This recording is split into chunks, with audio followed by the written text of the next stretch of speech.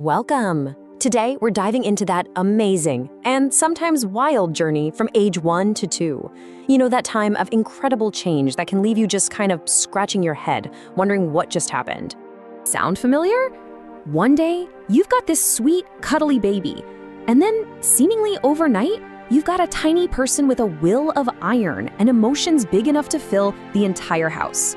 So what is going on here? What's behind this really sudden, intense shift?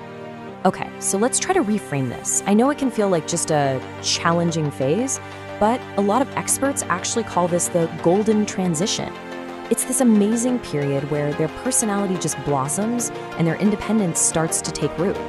So in this explainer, we're gonna dig into the why behind their behavior, hopefully to help you navigate this whole time with a little more confidence. All right, first up, let's get into what's actually happening inside their little heads. Because it's all about this incredible, explosive cognitive growth and, the massive emotions that come right along for the ride. I mean, the scale of their development is just staggering. Get this, at this age, a toddler's brain is forming about 1 million new neural connections every single second. It's wild. This absolute explosion of growth is basically the engine behind everything they do, everything they think, and everything they feel. So all this rapid brain growth creates this really interesting communication gap. See, their receptive language, what they can understand, is just soaring. They get so much.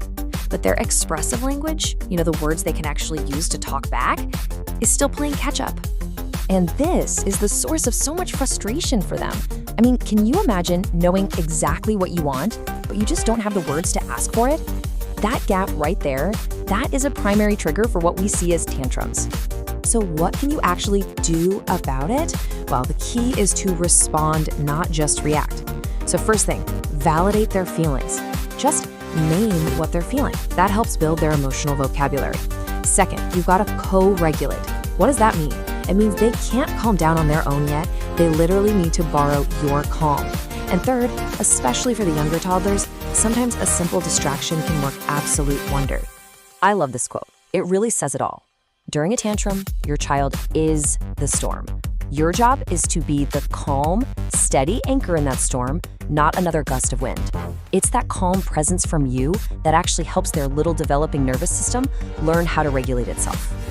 Okay, next up, let's talk about how all that internal development starts to show up in their physical world. We're going to explore how they interact with their environment through movement and, yep, you guessed it, food. So as they go from those wobbly first steps to confident running and climbing all over everything, you can support them by creating safe ways for them to explore. And it doesn't have to be complicated.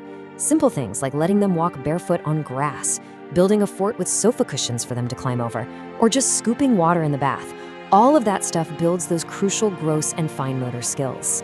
All right, let's tackle a topic that stresses out so many parents: picky eating. Here's the most important thing I want you to hear. It is totally biologically normal. See, after that first year, their explosive infant growth rate starts to slow down, and naturally their appetite often goes down right along with it. So to help manage this, experts recommend this really powerful concept called the division of responsibility. It's honestly a game changer. It's a super simple framework designed to just take the pressure off of everyone at the table. Here's how it works. The jobs are really clearly separated. Your job as the parent is to decide what food is served, when the meals are, and where they happen, okay? The child's job is to decide how much to eat and whether to eat at all from what you've offered. That's it. Trusting your child to handle their side of the job, that's the real key here. Okay, moving on. Let's talk about the external structures that really help toddlers thrive. A predictable daily rhythm is absolutely crucial, so we're gonna focus on two big ones: sleep and our approach to discipline. Oh man, the 18-month sleep regression. If you've been there, you know just how real it is. It's usually caused by these huge leaps in brain development or that growing separation anxiety. And your most powerful tool to get through it? A consistent, predictable routine. That's what creates the sense of safety they're absolutely craving. And look, a routine does not need to be complicated at all. A classic example is perfect. A warm bath, brush their teeth, read a quick book, and then a final cuddle before bed. The consistent sequence is way more important than what time it is on the clock. It's what signals to their little body and brain that, hey, sleep is coming. All right, let's talk about the word discipline. It's a word that gets misunderstood all the time. Its Latin root, disciplina, actually means to teach or to guide.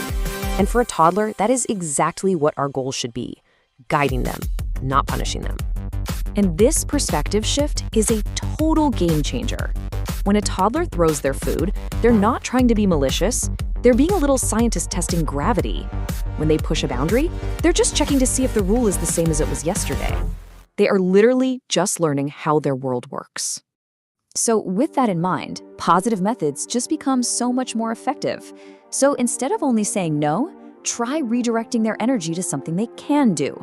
Hold those boundaries with consistency because that actually helps them feel secure. And whenever you can, try to create a yes environment.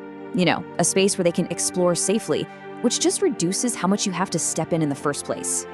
Okay, this brings us to our final and honestly, maybe the most important idea of all.